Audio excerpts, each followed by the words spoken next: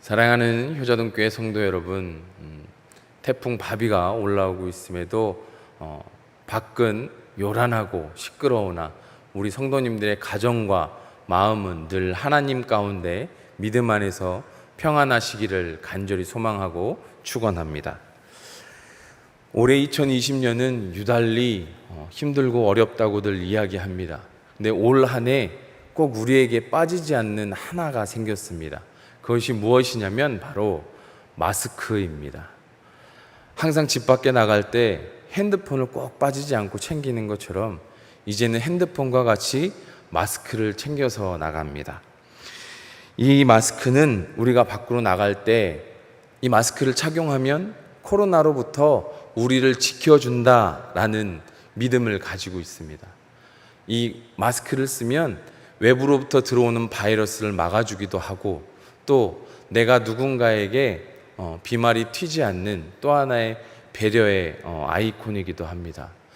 이 마스크를 볼 때마다 드는 생각은 우리의 믿음이 이 마스크와 같으면 좋겠다. 이 마스크와 같았으면 얼마나 좋을까 하는 생각을 합니다. 집 밖에 나갈 때마다 이 마스크를 챙기고 또 이 마스크를 빠짐없이 쓰고 나갔다가도 마스크를 놓고 나오면 다시 돌아가서 마스크를 다시 착용하는 그만큼 몸에서 떼이지 않는 그 확신을 가지고 착용하는 이 마스크처럼 우리의 믿음이 늘 하나님 앞에 집 밖에 나아갈 때 내가 오늘도 믿는 자로서 그리스도인으로서 하나님과 뗄래야 뗄 수 없는 관계로 오늘 삶 가운데 하나님과 함께 동행하며 살아가는 그 모습이 우리의 모습이 됐으면 좋겠다라고 항상 생각했습니다. 그래서 이제 우리 성도님들께서는 외출하실 때 이제는 마스크를 쓰실 때 하나님의 전신갑주라 생각하시고 마스크를 착용하실 때마다 그래 하나님이 나와 동행하신다, 하나님이 나를 인도하신다 생각하시면서 하나님을 마음의 중심으로 두시며 살아가시는 저와 우리 성도님들이 되시기를 간절히 축원합니다. 이 마스크가 참 좋은 역할을 합니다. 그럼에도 불구하고 양면성이 있습니다. 참 좋은 역할을 하기도 하지만 본래 이 마스크가 또 마음을 악하게 먹으면 남을 해코지하거나 속이거나 또 숨고자 할 때 사용하는 게 바로 이 마스크이기도 합니다. 그래서 확진자가 500명이 넘는 미국에서는 한창 우리나라에서는 마스크를 쓸 때 미국은 마스크를 쓰지 않았습니다. 그 이유는 마스크를 쓰는 건 아픈 사람 또는 무언가가 정직하지 않은 사람, 누군가를 해치려고 하는 사람, 그들만 마스크를 쓴다라는 생각이 있었기에 한때는 마스크를 쓰는 사람들이 미국 사회에서는 구타를 받기도 하고 또 조롱을 받기도 했던 시기가 있었습니다. 이제는 다들 마스크를 쓰지만 당시에 미국 사회에서 인식은 그렇지 않았다고 합니다. 이 모습을 보면 오늘 본문의 말씀에서의 바리새인과 서기관이 가지고 있는 그 가치관이 잘못 인식하고 또 그것들을 가지고 전파하려고 했었던, 전하고자 했었던, 또 그것을 가지고 잣대로 들이댔었던 그들의 모습과 흡사 비슷하다라고 생각이 듭니다. 오늘 본문의 말씀은 원래 1절에서 20절까지의 말씀입니다. 그런데 본문이 너무 길어서 12절부터 20절까지만 저희가 봉독을 했는데요. 내용은 이렇습니다. 예수님께서 게네사렛에 도착하셔서 이제 제자들과 함께 떡을 드실 때 제자들이 손을 씻지 않고 떡을 먹는 모습을 보고서 바리새인과 서기관들이 왜 당신의 제자들은 손을 씻지 않고 떡을 먹습니까? 왜 장로들의 전통을 지키지 않습니까? 라고 이야기합니다. 이는 이 바리새인과 서기관들이 이뿐만 아니라 이전부터 예루살렘에서부터 특수의 임무를 띠고서 예수님의 사역과 이적에 대해서 토를 날 수 없으니 어떠한 하나라도 잡아서 시비를 걸기 위해 걸고 넘어지기 위해 예수님을 쫓아서 게네사렛까지 왔었고 또 그 제자들의 모습을 보고서 오늘 바리새인과 서기관들은 이때다라고 해서 오늘 이 이야기를 던지면서 예수님께 비방합니다.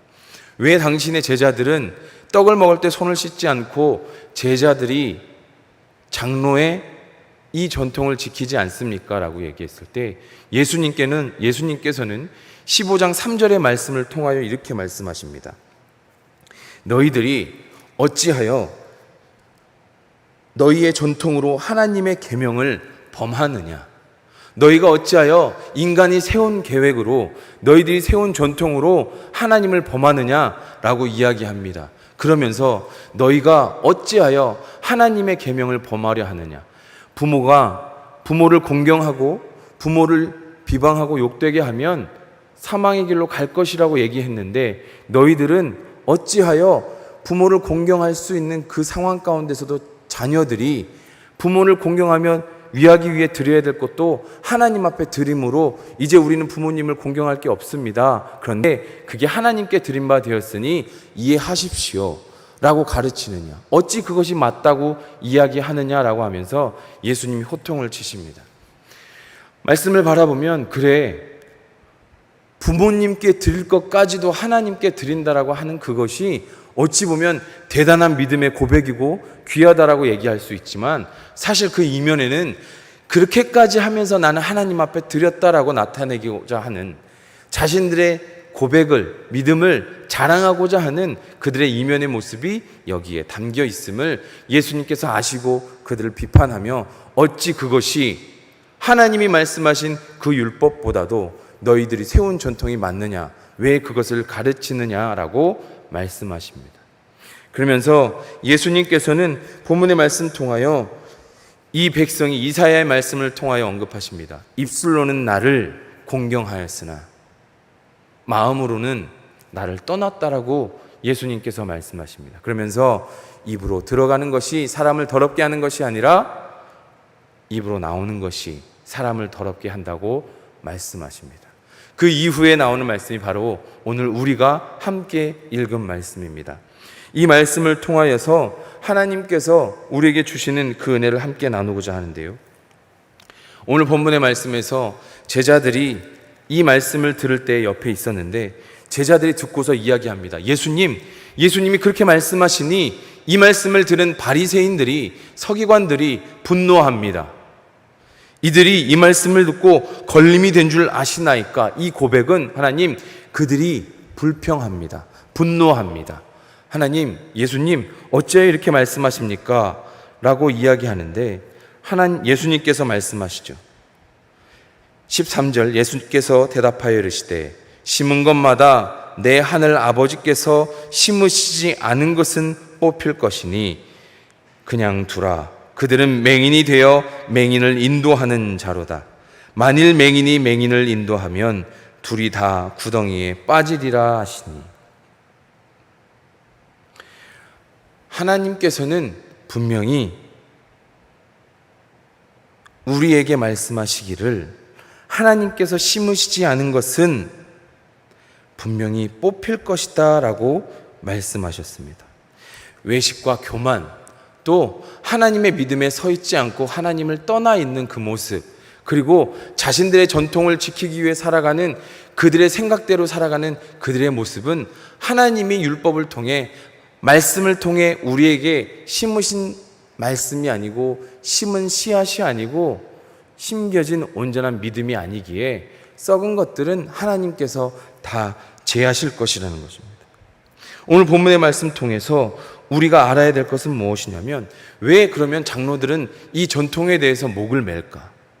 사실 이 장로들의 전통은, 이 바리새인과 서기관들이 얘기하는 장로들의 전통은 처음 시작되는 하나님을 더욱더 거룩하게 나타내고자, 하나님을 더욱더 잘 믿으며 성결하게 믿고자 세웠던 하나의 말씀의 풀이의 삶의 적용점이었기에 그것들을 지키고자, 그것들을 통하여 하나님 앞에 더욱더 영광 올려드리고자 노력했던 그들의 전통이었습니다. 그런데 시기가 지나고 시간이 지나고 지켜왔던 사람들이 다음 세대를 거치면서 이 전통이 변질이 되기 시작합니다. 전통을 지키는 것이 정말 하나님을 위해서 하나님 앞에 영광 올려드리고자 나타내는 전통이 아니라, 그동안 지켜왔던 시간이 있기에, 그동안 이것들을 지켰던 사람들이 있기에 하나님이 기준이 되는 것이 아니라 지나온 시간들, 지켜온 시간들, 지켜나온 사람들이 중점이 되어 하나님이 중심이 아닌 사람들이 지켜온 시간들과 사람이 중심이 되어 그 전통을 지켜야 한다라고 이야기합니다. 그러니 삶 가운데 하나님의 말씀보다도 자신들이 해석하고 세워놓은 이 말씀의 기준이 더 중요하다라고 이들이 이야기합니다. 눈앞에 하나님이 보내주신 이 메시아가 있음에도 불구하고 이들은 깨닫지 못하여 앞에 있는 예수님이 메시아인 줄 알지 못하고 자신들의 전통이 더 중요하다라고 이야기합니다. 10절의 말씀에서 듣고 깨달으라 라고 예수님께서 말씀하시죠. 입으로 들어가는 것이 사람을 더럽게 하는 것이 아니라 입에서 나오는 것이 사람을 더럽게 한다라고. 너희들이 이야기하는 그 모든 것이 정말 하나님 중심이냐, 하나님 중심이 아니냐라고 반문합니다. 하나님의 말씀을 올바로 알고 바로 믿는 게 우리에겐 너무나도 중요합니다. 바리새인들과 서기관들도 처음엔 하나님을 믿고 나아가지만 그들이 잘못했던 것은 올바르지 못했기에, 하나님을 올바로 알지 못했기에 너무나도 아쉽지만, 너무나도 이들이 하나님의 말씀에 정통한 사람이라고는 하지만 하나님의 말씀에 마음을 두는 중심으로 살지 못했기에 나만 이 말씀에 합당한 사람으로 살면 내 모습, 보여지는 내 모습, 지키며 살아가는 내 모습이 힘이 되고 그게 경건이 되고 누군가에게 보여지는 것이 참된 믿음의 기준이라고 생각했던 이들의 모습 때문에 하나님의 말씀이 잘못 해석되어지고 이것이 잘못된 전통이 되어 살아가는 모습을 볼 수 있습니다. 오늘날 하나님의 말씀을 함께 나눌 때에 우리는 알아야 될 것이 있습니다. 오늘날은 정보의 신앙이 있고 지식의 신앙이 있습니다. 정보의 신앙은 들려지는 대로 듣고 그냥 살아가는 게 정보의 신앙입니다. 그렇다면 지식의 신앙은 무엇입니까? 읽고 묵상하고 삶으로 살아내며 그것을 이해하고 하나님의 마음을 이해하며 살아가는 게 하나님을 아는, 여호와를 아는 지식의 마음으로 살아가는 믿음입니다. 그게 바로 지식의 신앙입니다. 정보의 신앙, 정보는 우리가 노력하지 않아도 들려옵니다. 우리가 살아가는 이 시대의 많은 매체들을 통해서도 들려옵니다. 다양한 정보들을 듣습니다. 그러나 지식은 정보가 따라올 수 없는 깊이를 가지고 있습니다. 정보는 깊이는 없지만 지식은 깊이가 있습니다. 우리가 누군가를 이해하고 살아가는 데는 분명한 깊이가 있고 있어야 하고 그 깊이가 있는 만큼 우리는 이해할 수 있습니다. 우리가 누군가를 이해한다는 건 알면 알수록 아는 만큼 이해할 수 있듯이 우리가 하나님의 말씀을 읽고 묵상하고 살아나가고 또 그 안에 거할 때에 하나님을 그만큼 우리가 알고 믿으며 그 큰 하나님의 계획하심을 믿고 나아갈 수 있습니다. 기복신앙대로 나아가지 않고 하나님을 바라보며 나아가는 우리의 삶의 모습이 될 수 있습니다. 요즘 인터넷에 너튜브뿐만 아니라 정부도 이야기하지만 거짓 뉴스와 전쟁을 하겠다고 이야기합니다. 잘못된 뉴스들로 인해서 피해 입는 자들이 너무나 많습니다. 오늘 본문의 말씀처럼 맹인이 맹인을 인도하면 결국 사망의 길로 갈 수밖에 없는 것처럼 우리 신앙의 삶 가운데서도 하나님의 말씀을 잘못 전하고 잘못된 신앙의 삶을 이야기함으로 말미암아 안타깝게도 올바른 길을 가지 못하는 오늘날의 많은 성도들이 있음에 우리는 이 모습을 보면서 지탄하기보다 손가락질하기보다 우리가 행해야 될 모습은 안타까워하며 기도하며 중보하며 우리가 다시 우리의 신앙을 뒤돌아봐야 한다는 것입니다. 우리는 제대로 가고 있는가? 우리는 하나님을 올바로 알고 있는가? 우리는 하나님을 올바로 믿고 있는가? 함께 뒤돌아보는 우리의 삶이 되기를 간절히 소망합니다. 10절과 11절, 15절과 16절 말씀 함께 보시겠습니다. 함께 봉독하시겠습니다. 무리를 불러 이르시되 듣고 깨달으라. 입으로 들어가는 것이 사람을 더럽게 하는 것이 아니라 입에서 나오는 그것이 사람을 더럽게 하는 것이니라. 베드로가 대답하여 이르되 이 비유를 우리에게 설명하여 주옵소서. 예수께서 이르시되 너희도 아직까지 깨달음이 없느냐. 예수님께서 무리를 불러 말씀하셨습니다. 10절에 듣고 깨달으라. 그리고 16절 말씀에 너희도 아직 깨달음이 없느냐? 깨달음이 없느냐라고 묻는 예수님의 이 말씀의 대상은 바리새인과 서기관들, 또 그곳에 있는 자들. 왜 깨달음이 없느냐? 듣고도 깨달으라. 듣고 깨달으라 말씀하시고 16절의 말씀에 베드로에게 아직도 깨달음이 없느냐라고 말씀하십니다. 공통점은 뭘까요? 이 모든 무리들은 베드로까지 포함해서 다 하나님을 아는 자들이었다라는 겁니다. 하나님을 분명히 아는 자들인데 이 말씀을 듣고도 너희가 깨달음이 없느냐? 왜 깨달음이 없을까요? 깨달음이 없는 이유는 무엇일까요? 이것을 알고 선포하시는 예수님은 하나님 나라를 선포하시기 위해서 오로지 하나님 나라를 위해서 하나님만 바라보며 하나님의 마음으로 하나님을 선포하며 하나님 나라를 선포하며 복음을 전하며 삶으로 나타내는 삶을 살아가시는 것과 반면에 바리새인과 서기관들과 거기에 있는 무리들과 베드로는 아직 성령을 힘입기 전이기도 하지만 아직 하나님의 마음을 온전히 이해하지 못했다라는 겁니다. 하나님은 무엇일까요? 하나님의 근본의 본질의 하나님은 사랑이시라는 겁니다. 하나님은 사랑이시라. 그 하나님의 사랑이 있기에 예수님께서 결국에 바리새인과 서기관들을 꾸짖으시는 것은 무엇입니까? 정죄하지 말라는 겁니다. 너희들 전통을 가지고 하나님의 말씀을 어기며 정죄하는 잣대로 사용하지 말라고 말씀하신 것입니다. 사랑이 없으면 깨달음이 없습니다. 왜 그럴까요? 우리에게는 깨달음의 은혜가 너무 중요합니다. 하나님의 말씀에 깨달음의 은혜가 너무 중요한데 우리가 하나님의 말씀을 읽고 묵상할 때 그 마음의 중심에 있을 때 마냥 하나님이 아니라 하나님의 사랑이 있어야 합니다. 하나님이 나를 얼마나 사랑하시는지, 우리를 얼마나 사랑하시는지, 이 시간에 하나님의 마음은 나를 향한, 나를 사랑하시는 하나님의 마음은 어떤 마음일까? 이게 우리가 묵상하는 가장 중요한 포인트의 초점입니다. 깨달음의 은혜가 있을 때 우리는 누가 알려주는 것은 오래 가지 못하지만 내가 깨달음은 평생을 갑니다. 청소년부 아이들과 함께 수련회를 하고 함께 하나님의 복음 가운데 살아갔을 때 청년이든 청소년이든 수련회에 은혜 받으면 그 은혜는 그 누가 주는 게 아니라 그 아이들이, 그 청년들이 하나님 앞에 부르짖음으로 말미암아 깨달은 하나님의 마음이 있을 때 그들은 하나님 앞에 자신이 죄인임을 고백하고 하나님 앞에 열정을 다해 나아가고 기쁨으로 뛰며 찬양하는 모습을 볼 수 있습니다.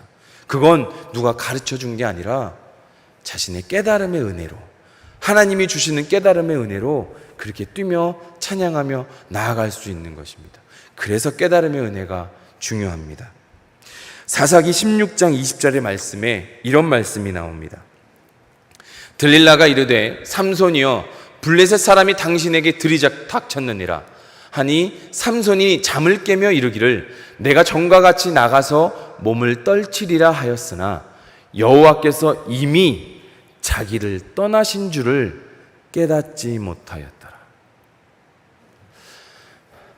깨달음의 은혜가 우리에게 중요한 이유는 무엇이냐면 이 깨달음은 가장 중요한 포인트 한 가지입니다. 깨달음은 나를 봅니다. 깨달음은 하나님 앞에 내 모습을 봅니다. 깨달음은 하나님의 마음을 깨닫습니다. 나를 향한 하나님의 마음을 알게 됩니다. 또 한 가지는 깨달음은 내가 죄인임을, 내가 부족함을, 내가 나약함을, 내가 악함을 하나님 앞에 고백합니다. 저도 해당되지만 살아가다 보면 가끔 부모님에 대한 영상을 보거나 또 그런 이야기를 듣거나 하면 갑자기 감동을 받으면 순간 효자가 되려고 합니다. 그래서 막 부모님에게 전화를 드리고 안부를 묻고 사랑한다고 이야기하고. 그런데 되게 재밌는 게 뭐냐면 왜 그렇게 되는지를 가만히 보면 어떤 영상이든 무엇이든 봤는데 다시 한번 우리 부모님을 되새겨 봅니다. 나를 낳고 나를 낳아주시고 길러주시고 늘 내가 뭐라고 불평을 해도 늘 이해해 주시고 사랑해 주시고, 근데 우리 부모님이 고생하신 이유와 목적과 모든 중심이 나 때문이라는 걸 내가 알았을 때 그때 눈물이 나요. 그래서 부모님께 전화해요. 사랑한다고, 감사하다고. 근데 이게 저뿐만 아니라 비단 모든 삶을 살아가는 부모님을 두고 있는 우리의 고백이 아니겠습니까? 부모님의 마음을 알 때, 깨달았을 때, 나 때문에 고생하신 우리 부모님을 알고 그 부모님에게 사랑한다 고백하는 우리의 모습, 우리의 마음. 하나님 앞에 깨달음의 은혜가 그렇습니다. 하나님 앞에 내가 깨달음의 은혜를 받았을 때, 그 깨달음은 내가 스스로 알려고 하는 게 아니라 하나님 앞에 묵상하고 잠잠히 기다릴 때, 하나님만 바라보며 살아갈 때, 하나님께서 우리에게 주시는 그 은혜가 있을 때 깨달을 수 있다는 걸 기억하시기 바랍니다. 베드로도 예수님의 제자였습니다. 바리새인과 서기관은 율법에 능통했습니다. 그럼에도 그 율법에 깨닫고 알매도 불구하고 그 하나님의 마음을 알지 못했던 이유는 하나님 중심의, 하나님의 사랑을 중심으로 하시는 그 하나님의 마음을 깨닫지 못했음을 기억하시고, 우리 사랑하는 성도님들은 자녀를 두고 계시지만 자녀가 사랑한다 고백할 때 갑자기 전화 와서 어느 날 갑자기 엄마 사랑해, 엄마 감사해요, 엄마 죄송해요. 그럴 때 부모가 갖는 그 감동, 우리 하나님이 이와 같은 감동을 받으신다라는 걸 기억하시고, 자녀가 고백하듯 나도 하나님께 고백하시고, 내가 느끼는 이 마음 하나님께서도 느끼시겠지 고백하시며 기억하시며 깨달음의 은혜를 가지고 살아갈 때 내 삶은 기쁨이 있고 평안이 있고 무엇보다 감사가 있음을 기억하시기 바랍니다. 17절부터 20절 말씀입니다. 입으로 들어가는 모든 것은 배로 들어가서 뒤로 내버려지는 줄 알지 못하느냐. 입에서 나오는 것들은 마음에서 나오나니 이것이야말로 사람을 더럽게 하느니라. 마음에서 나오는 것은 악한 생각과 살인과 간음과 음란과 도둑질과 거짓 증언과 비방이니 이런 것들이 사람을 더럽게 하는 것이 아니요 씻지 않은 손으로 먹는 것은 사람을 더럽게 하지 못하느니라. 아멘. 입에서 나오는 것이 사람을 더럽게 한다고 얘기했을 때 우리는 다들 들었을 때 그래, 대부분 말이라고 생각합니다. 사람에게 상처를 주고 아픔을 주고 힘들게 하는 말이라고 생각을 하지만, 오늘 본문의 말씀은 18절 말씀 보시면 입에서 나오는 것은 마음에서 나오나니 이것이야말로 사람을 더럽게 하느니라. 우리가 맛있는 걸 먹으면 예수님께서 17절에 말씀하시죠. 입으로 들어가는 모든 것은 우리 몸에 필요한 영양소를 남기고 전부 다 배설이 된다. 그러니 입으로 들어가는 건 안 좋은 걸 먹어도 배설로 되므로 내 건강을 지켜주고 또 낫게 해주는 자가회복의 능력도 있는, 그래서 들어가는 게 우리를 더럽게 하는 것이 아니라 나오는 것. 그런데 그 나오는 게, 입에서 나오는 게 어떤 것이냐면 마음으로부터 나온다고 말씀하십니다. 이 마음으로부터 나오는 게 무엇이냐면 19절 말씀입니다. 마음에서 나오는 것은 악한 생각과 살인과 간음과 음란과 도둑질과 거짓 증언과 비방이니, 이런 것들이 사람을 더럽게 한다고 합니다. 그러면 우리는 하나님을 믿는 자녀로 이 마음을 바로 잡아야 할 텐데요.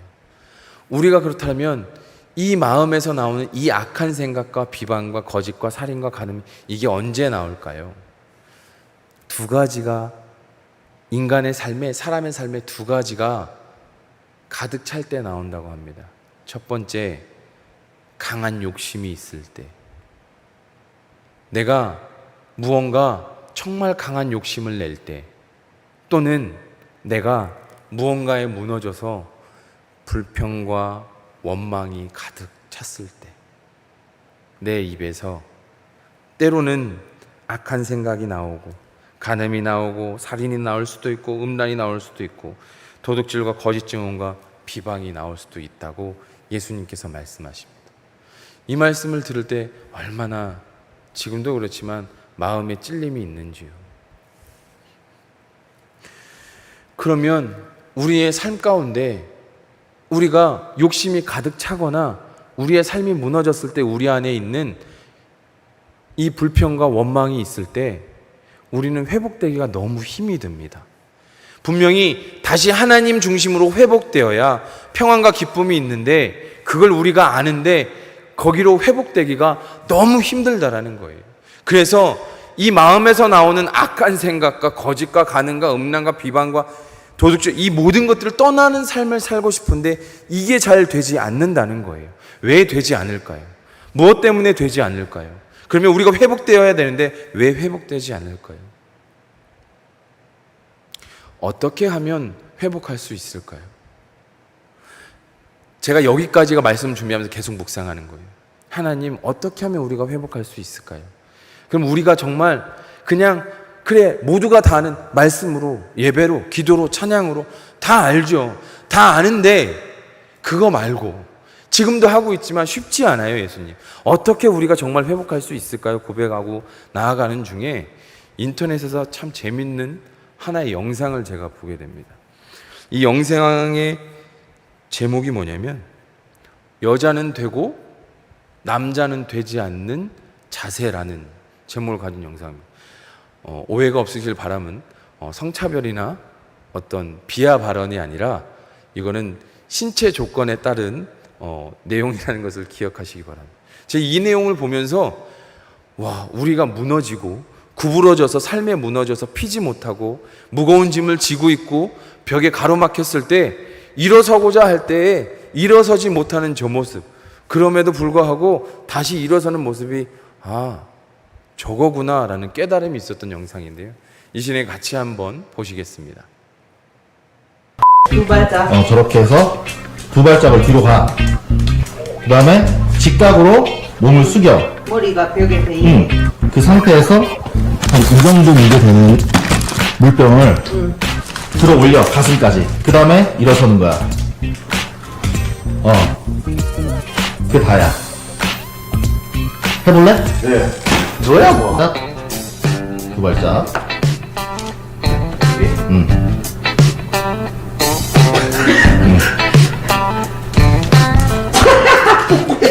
자, 해볼게요. 아니, 그냥 올라와봐. 그냥 올라와요?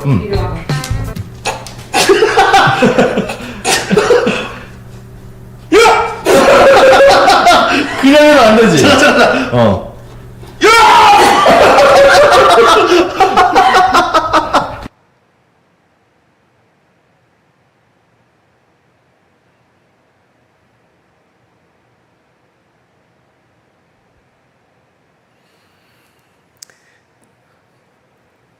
이 내용의 규칙은 뭐냐면 벽에서 세 걸음 뒤로 뛴 다음에 정수리를 벽에 대고 90도로 숙인 뒤에 의자나 무거운 짐을 가슴판까지 끌어당기고 일어서야 된다고 합니다.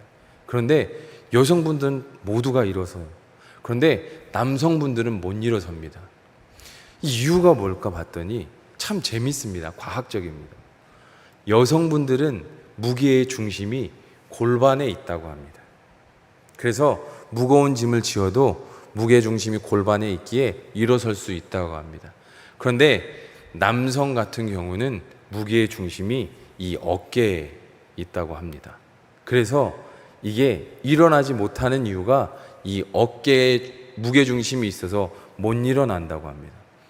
제가 이 영상 보면서 느꼈던 게, 영상에 빗대어 말씀드리면 우리의 삶의 마음의 중심이, 이 중심이 하나님으로 있으면 어떤 무거운 짐이든 구부러진 벽이든 벽에 기대어 있든 벽에 막혔든 그 짐을 들고 얼마든지 일어설 수 있는데, 우리의 삶의 중심이 내 경험이 또 내 생각이 또 내 지위가 내 어깨에 있으면, 하나님 중심이 아닌 내 어깨에 있으면 그 삶 가운데 절대 일어나지 못한다라는 거예요.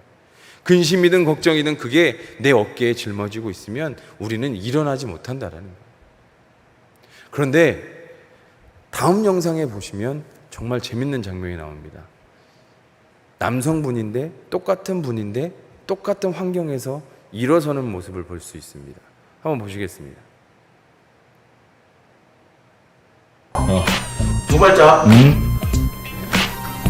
발짝. 이렇게 하고, 그렇지. 직각한 상태에서 이거를 가슴 높이, 딱 붙여야 돼요. 가슴에 올려. 오, 되는데요? 돼? 네. 왜 될까요? 혹시 차이를 아실까요? 눈썹이 있으신 분들은 보셨을 텐데 차이는 뭐냐면 신발입니다. 지금 하고 계시는 성도님들 계실 텐데 예배 끝나고 하시면 되겠습니다. 네. 지금 하지 마시고 예배 끝나고 가족들하고 보시면 보셨던 것처럼 신발을 신고 있으면 남성 같은 경우 신발을 신고 있으면 일어서지 못하는데요. 신발을 벗으면 남성들도 무게 중심이 내려와서 저게 가능하다고 합니다. 그런데 이걸 보면서 제가 깨달은 깨달음은 뭐냐면 모세도요. 하나님께서 모세에게 여기는 거룩한 곳이니 내 신을 벗어라 라고 말씀하신 그 말씀이 기억이 났습니다. 내 삶 가운데 우리의 삶 가운데 진흙탕 같은 더러운 것이 모든 걸 가지고 있는 신발이 가장 더럽지 않습니까? 내가 그것들을 가지고 있으면 일어서지 못해요. 근데 거룩하신 하나님 앞에 내 모든 걸 다 벗으면 내어놓으면 그 무게의 중심이 내 아래로 내려와서 하나님이 되어서 어떤 벽이든 어떤 무거운 짐이든 내가 하나님 중심으로 일어설 수 있다라는 겁니다. 사랑하는 성도 여러분, 행여나 여러분은 어떤 무거운 신발을 지고 계시기에 무게의 중심이 어깨에 계십니까? 신발을 벗으시고 거룩하신 하나님 앞에 신발을 벗으시고 나오셔서 가뿐히 막혀있는 벽을 또 들고 있는 무거운 짐을 구부러진 내 허리를 하나님 앞에 세우심으로 말미암아 마음으로부터 나오는 악한 생각들이 아니라 마음 가운데 평안과 기쁨과 감사가 넘치시는 우리 성도님들이 되시기를 간절히 축원합니다. 말씀을 맺고자 합니다. 하나님 앞에서 혹시라도 내가 하나님보다 내가 세운 것들이 내가 세운 규칙적인 것들이 내가 세운 것들이 하나님보다 우선시 되고 있는 건 없을까? 또는 내가 하나님을 잘못 알고 하나님을 잘못 이해하고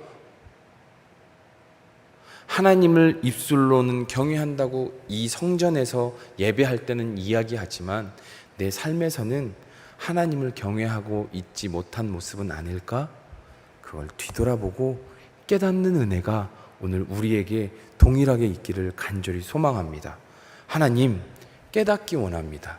하나님 앞에 내 마음을, 하나님 앞에 내 모습을, 올바른 내 모습을, 온전한 믿음을, 하나님이 바라시는 우리의 가정을, 그리고 하나님이 원하시는 하나님의 사랑이 내 마음 가운데 있기를 하나님 간절히 바라오니 하나님 인도하셔서 맹인이 되는 것이 아니라 하나님이 원하시는 마음 가운데 악한 생각이 아니라 기쁨과 평안과 감사와 희락을 가지고 살아가는 우리가 될 수 있게 해달라고 하나님 앞에 간구하며 나아가시는 우리 성도님들이 되시기 바랍니다.